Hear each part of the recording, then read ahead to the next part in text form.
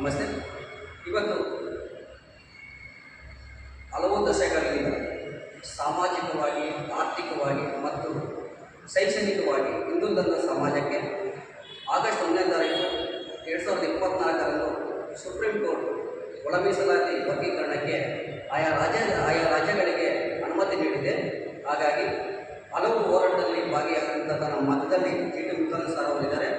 Sir, ಒಳ ಮೀಸಲಾತಿ ಬಗ್ಗೆ ಸುಪ್ರೀಂ ಕೋರ್ಟ್ ಕೊಟ್ಟಿರುವಂತಹ ಒಂದು ತೀರ್ಪು ಬಗ್ಗೆ ನಮ್ಮ ಅನಿಸಿಕೆ. ಜೈ ಭೀಮ್. ಏನು ಇವತ್ತು SC ವರ್ಗೀಕರಣ ಒಳ ಮೀಸಲಾತಿ ಬಗ್ಗೆ 3 ದಶಕಗಳಿಂದ ಹೋರಾಟ ಮಾಡಿರ್ತಕ್ಕಂಥ ನಮ್ಮ ಸಮುದಾಯ ಮುಖಂಡಗಳಿಗೆ ಇವತ್ತು ನಮ್ಮ ಎಲ್ಲರ ಸಂಘದ ಪರವಾಗಿ ಅವರಿಗೆ ಸ್ವಾಗತವನ್ನು ಬಯಸುತ್ತೇವೆ. ಅದೇ ರೀತಿ ಪಕ್ಕದ ರಾಜ್ಯ ಆಂಧ್ರ ಪ್ರದೇಶ ನಮ್ಮ ರಾಷ್ಟ್ರೀಯ ನಾಯಕರಾದಂತಹ ಮಂದಕೃಷ್ಣ ಮಾದಿಗನವರು ಕೂಡ 30 ವರ್ಷಗಳಿಂದ ಹೋರಾಟ ಮಾಡಿ ಇವತ್ತು SC ವರ್ಗೀಕರಣವನ್ನು ಇವತ್ತು ಸುಪ್ರೀಂ ಕೋರ್ಟು 7 ಜನ ಸದಸ್ಯರು ಇವತ್ತು ಒಂದು ಐತಿಹಾಸಿಕ ತೀರ್ಪನ್ನು ಕೊಟ್ಟಿದ್ದಾರೆ. ಆ ತೀರ್ಪು ಯಾವ ರೀತಿ ಇದೆ ಅಂತಂದರೆ, ಆ 7 ಜನ ಸದಸ್ಯರು ನ್ಯಾಯಾಧೀಶರು ಕೊಟ್ಟಿರ್ತಕ್ಕಂಥ ತೀರ್ಪು ಈ ದೇಶದಲ್ಲಿ ಪ್ರತಿಯೊಂದು ರಾಜ್ಯದಲ್ಲೂ ಕೂಡ ಆಯಾ ಸರ್ಕಾರಗಳನ್ನು ಅಲ್ಲೇ ಈ ಒಳ ಮೀಸಲಾತಿ ಜಾರಿ ಮಾಡಬಹುದು ಅಂತ ಹೇಳಿ ಒಂದು ಸುದೀರ್ಘವಾಗಿ ಒಂದು ಸುವರ್ಣ ನಿಮಿಷವನ್ನು ನೀಡಿದ್ದಾರೆ.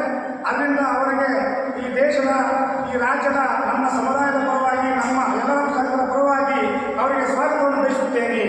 ಇವತ್ತು ಏನು ಮನೆಯ ಬರವಣಿಗೆಯಲ್ಲಿ ಇವತ್ತು ಎಲ್ಲ ಸಂಘದ ಪರವಾಗಿ, ಎಲ್ಲ ಕಾರ್ಯಕರ್ತರ ಪರವಾಗಿ ಇವತ್ತು ಪಾವಗಡ ಶ್ರೀರಾಮರವರ ರಾಷ್ಟ್ರೀಯ ನಾಯಕರ ಅವರ ನೇತೃತ್ವದಲ್ಲಿ ನಾವು ಈ ಹೋರಾಟಕ್ಕೆ ಬೆಂಬಲವನ್ನು ಸೂಚಿಸಿ ಈ ಸುಪ್ರೀಂ ಕೋರ್ಟ್ ನೀಡಿರುವ ಆದೇಶವನ್ನು ನಾವು ಸ್ವಾಗತಿಸುತ್ತಾ, ಮತ್ತು ಅದೇ ರೀತಿ 2022ರಲ್ಲಿ ನವೆಂಬರ್ನಲ್ಲಿ ಸುಪ್ರೀಂ ಕೋರ್ಟ್ ಆರ್ಟಿಕಲ್ 14 ಪ್ರಕಾರ ಸಂವಿಧಾನಬದ್ಧವಾಗಿ ಮತ್ತು ಆರ್ಟಿಕಲ್ 351C ಕಾನೂನು ಪ್ರಕಾರ 3 ಪ್ರಕಾರ ತೀರ್ಪು ಕೊಟ್ಟಿದೆ.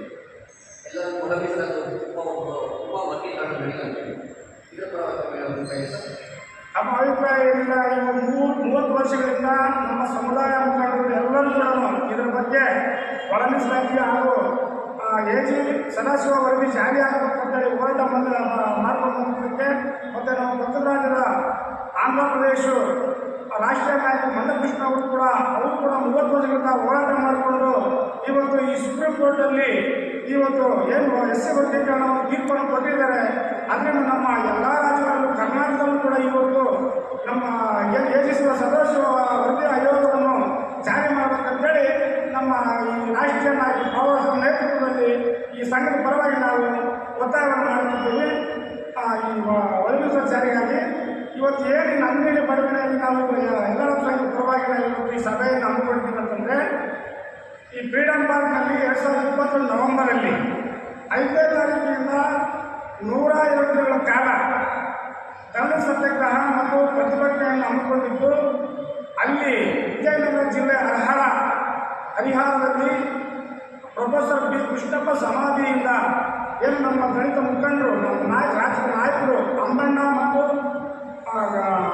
ಕರಿಯಪ್ಪ ಗುಡಿಮಣಿ ಸಾರು ಅವರಿಬ್ಬರು ಸೇರಿ ಅವ್ರ ಟೀಮ್ ಸೇರಿಕೊಂಡು ಅಲ್ಲಿಂದ 1 ತಿಂಗಳ ಕಾಲ ಪಾದಯಾತ್ರೆ ಮಾಡಿಕೊಂಡು ಏನು AG ಸದಾಶಿವ ಆಯೋಗವನ್ನು ಜಾರಿ ಆಗಬೇಕು ಅಂತೇಳಿ ಅವರು ಪಾದಯಾತ್ರೆ ಬಂದಾಗ ನಮ್ಮ ಯಲ್ಲರಪ್ಪ ಸಂಘದ ಪರವಾಗಿ ಶ್ರೀರಾಮರವರ ರಾಷ್ಟ್ರೀಯ ನಾಯಕ ಶ್ರೀರಾಮ್ ಸಾರ್ ಅವರ ಆದೇಶದ ಮೇರೆಗೆ ಅವ್ರನ್ನ ಚಾಲಲ್ಲಿ ಕ್ರಾಸು ಮತ್ತು ಗುರುಗುಂಟೆಪಾಳ್ಯ ಮಾರ್ಗದಲ್ಲಿ ಅವ್ರನ್ನ ನಂದಿನಿ ಬರವಣಿಗೆ ಬರಮಾಡಿಕೊಂಡು ನಮ್ಮ ಸಂಘದ ಪರವಾಗಿ ಅವರಿಗೆ ಸನ್ಮಾನ ಮಾಡಿ, ಅವರಿಗೆ ಇಲ್ಲೇ ಒಂದು ರಾತ್ರಿಯನ್ನು ಇಲ್ಲೇ ಇರೋದಕ್ಕೆ ನಾವು ವ್ಯವಸ್ಥೆ ಮಾಡಿ, ಬೆಳಗ್ಗೆ ಅವತ್ತು ಡಿಸೆಂಬರ್ 10ನೇ ತಾರೀಕು ಅವರಿಗೆ ಬಂದಿದ್ದು ಪಾದಯಾತ್ರೆ 10ನೇ ತಾರೀಕು ರಾತ್ರಿಯಲ್ಲಿ ನಾವು ವ್ಯವಸ್ಥೆ ಮಾಡಿ 11ನೇ ತಾರೀಕು ಅವರು ಬೃಹತ್ ಪ್ರತಿಭಟನೆ ಫ್ರೀಡಮ್ ಪಾರ್ಕ್ನಲ್ಲಿ ಇಡೀ ಕರ್ನಾಟಕ ರಾಜ್ಯದ ಎಲ್ಲ ಮೂಲೆಗಳಿಂದಲೂ ನಮ್ಮ ಎಲ್ಲ ಸಂಘದ ಮುಖಂಡರುಗಳು ಎಲ್ಲ ದೊಡ್ಡ ಪ್ರತಿಭಟನೆಯನ್ನು ಹಮ್ಮಿಕೊಂಡಿದ್ರು.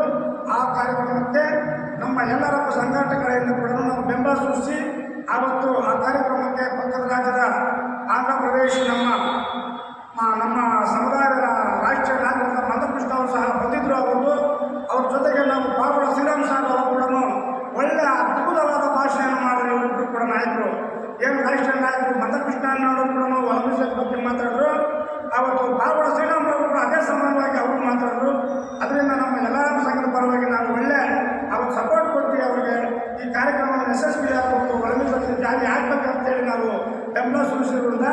ಇವತ್ತು ಅದ್ರ ಮುಖಾಂತರ ನಮ್ಮ ಶ್ರೀರಾಮ್ ಸರ್ ಅವರು ಹೇಳಿದ ಆದೇಶದ ಮುಖಾಂತರ ಇವತ್ತು ನಂದಿನಿ ಬಡಾವಣೆಯಲ್ಲಿ ನಮ್ಮ ಯಲ್ಲಾರಪ್ಪ ಸರ್ ಕಮಿಟಿ ಪರವಾಗಿ ನಾವು ಈ ವಿಡಿಯೋವನ್ನು ನಾವು ದಲಿತ ಮುಖಂಡರ ಪರವಾಗಿ ನಮ್ಮ ಸಂಘದ ಪರವಾಗಿ ನಮ್ಮ ಕಮಿಟಿಯ ಪರವಾಗಿ ಎಲ್ಲರ ಪರವಾಗಿ ನಾವು ವಿಡಿಯೋವನ್ನು ಬಿಡ್ತಾ ಇದ್ದೀವಿ. ಏನು ನಮ್ಮ ಒಳ ಮೀಸಲಾತಿ ಜಾರಿ ಆಗ್ಬೇಕಂತೇಳಿ ಈಗ ಕಾಂಗ್ರೆಸ್ ಸರ್ಕಾರ ಏನಿದೆ ಸನ್ಮಾನ ಸಿದ್ದರಾಮಯ್ಯ ಮುಖ್ಯಮಂತ್ರಿ ಏನಿದ್ದಾರೆ ಅವರೆಲ್ಲ ಒತ್ತಡ ಹಾಕಿ ಆದಷ್ಟು ಬೇಗ ಸುಪ್ರೀಂ ಕೋರ್ಟ್ ಆದೇಶನ ಕೊಟ್ಟಿದೆ ಆಯಾ ರಾಜ್ಯದಲ್ಲಿ ಒಳ ಮೀಸಲಾತಿ ಜಾರಿ ಮಾಡಬಹುದು ಅಂತ ಹೇಳಿ ಆದೇಶದಲ್ಲಿ ತಿಳಿಸಿದ್ದಾರೆ. ಅದರಿಂದ ನಾವು ಇವತ್ತು ಸರ್ಕಾರಕ್ಕೆ ನಾವು ಒತ್ತಡ ಮಾಡ್ತಾ ನಾವು ಈ ಹೋರಾಟವನ್ನು ಮಾಡ್ತಾ ನಾವು ಇವತ್ತು ಈ ವಿಡಿಯೋವನ್ನು ಬಿಡ್ತಾ ಇದ್ವಿ.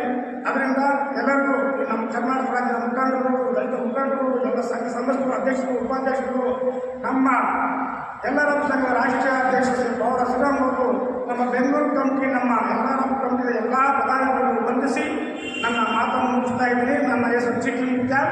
ಜೈ ಭೀಮ್, ಜೈ ಭೀಮ್, ಜೈ ಭೀಮ್, ಜೈ ಭೀಮ್. ಇಷ್ಟು ವೀಕ್ಷಕರೇ, ಆರ್ಟಿಕಲ್ 351 ಕಾಲಂ 3 ಪ್ರಕಾರ ಮತ್ತು ಆರ್ಟಿಕಲ್ 14 ಪ್ರಕಾರ ಸಂವಿಧಾನಾತ್ಮಕವಾಗಿ ಒಳ ಮೀಸಲಾತಿಯನ್ನು ವರ್ಗೀಕರಣ ಮಾಡಲಿಕ್ಕೆ ಆಯಾ ರಾಜ್ಯ ಸರ್ಕಾರಗಳಿಗೆ ಅಧಿಕಾರ ಕೊಟ್ಟಿರೋದ್ರಿಂದ ಸುಪ್ರೀಂ ಕೋರ್ಟು ಇವಾಗ ರಾಜ್ಯ ಸರ್ಕಾರದ ಮೇಲೆ ಇರುವಂತಹ ಸಿದ್ದರಾಮಯ್ಯ ಸಾಹೇಬರು